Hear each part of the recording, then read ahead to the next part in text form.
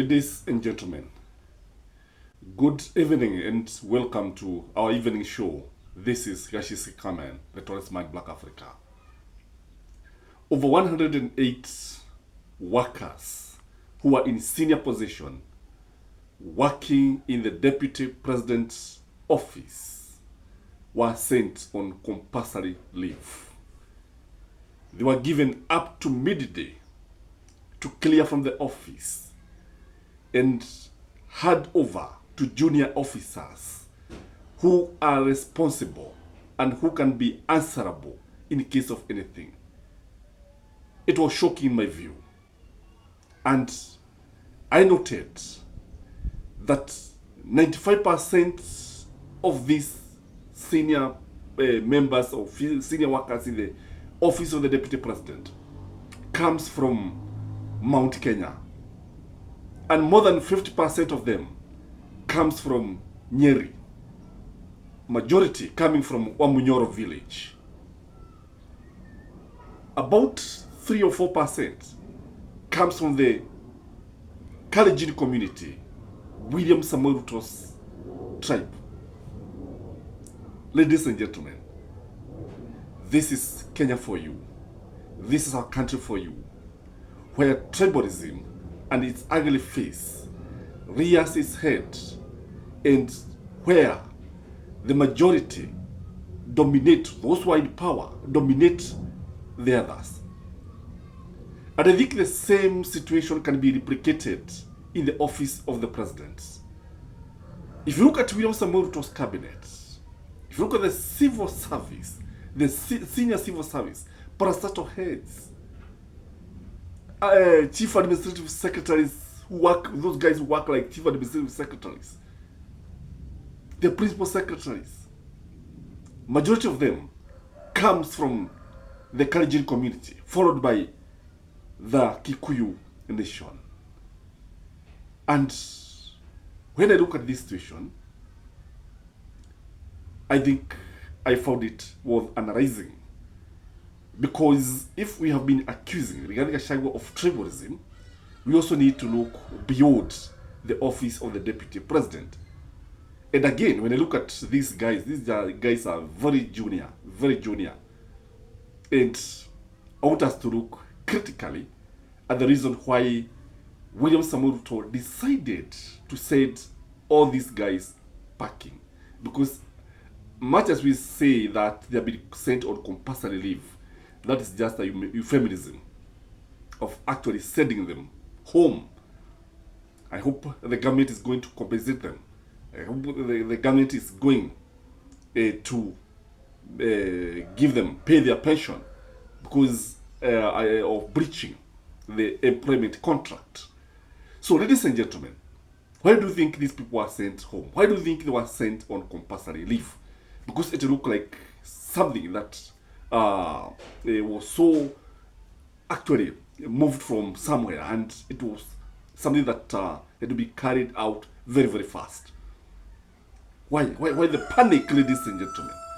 Number one, in my view, is because the government wanted to embarrass Gachagua.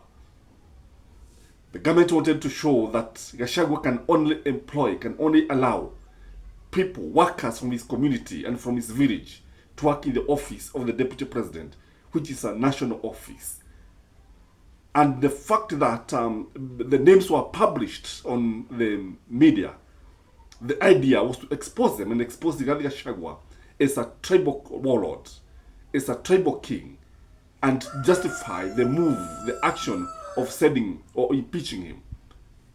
Number two, in my view, there are issues of trust. Just like virginity, once trust is lost, it is lost forever. It can never be recovered.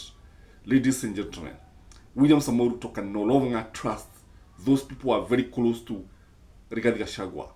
Those who were very, very close, those who carried out some functions, cannot be trusted. They have to be replaced. And ladies and gentlemen, there is also the issue of security. If you have been listening to UDA guys, if you have been listening to these guys, they have been panicking. I don't know why they fear Gachagua. I don't know why. Remember Kimani Ichung'wah's description of Rigathi Gachagua is a black man with a black heart, with a very dark heart. And this one tells you that they fear Rigathi Gachagua. So the issue of security could have motivated the government to send these people packing. Remember, some of these guys know so much about the president. They know so much about the government. There's not so much about the secrets that have actually taken place, the transactions, the conversations between the president and his deputy. These guys are privy to this information. And before they spill the beans, and because they can not be trusted, and because they continue having link with Rigathi Gachagua, they have to be sent home. That is why they were sent abruptly on a compulsory leave, in what looked like a hailstorm from hell. Because you can imagine an office with more than 108 people abruptly leaving office. How does that function even? How does that office even function? The other reason, in my view, is that they want to uproot anything associated with Gachagua in the government. Woe unto you if you are employed courtesy of Rigathi Gachagua. If the Gachagua influenced and you are given a job by this government, you should be very, very much afraid. You could be the next. Ni yale ya mwenzako akinyolewa paka chako maji. This is what the government is doing. The government does not want to see anything or anyone close to Rigathi Gachagua. And any footprints that were left by Rigathi Gachagua, whether digital footprints, they must be erased. They must be erased whether in the security, because you see, these guys normally influence a lot of areas when it comes to employment, when it comes to people being employed in the military, in the police force, everywhere. They actually bring their people, because many people, most of these leaders, when you look at it, ni serikali yao na watu wao, their time to eat. And this one has been demonstrated very clearly, even when you look at the office of the president and the deputy president.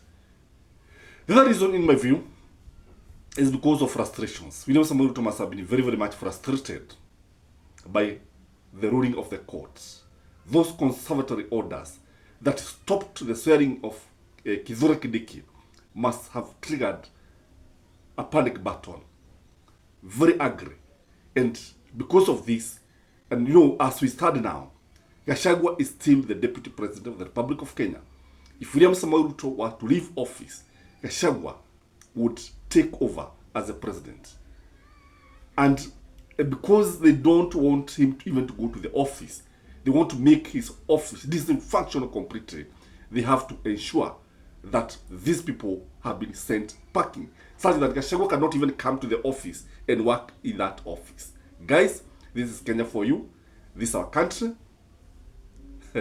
And we have to live with it. We have to live with the situation up to 2027. Until that time, Kenyans will be asked if they have an alternative. That time, when Kenyans will choose either to continue with the status quo or change the leadership of this country. Guys, please like the video and have a blessed evening. Bye-bye.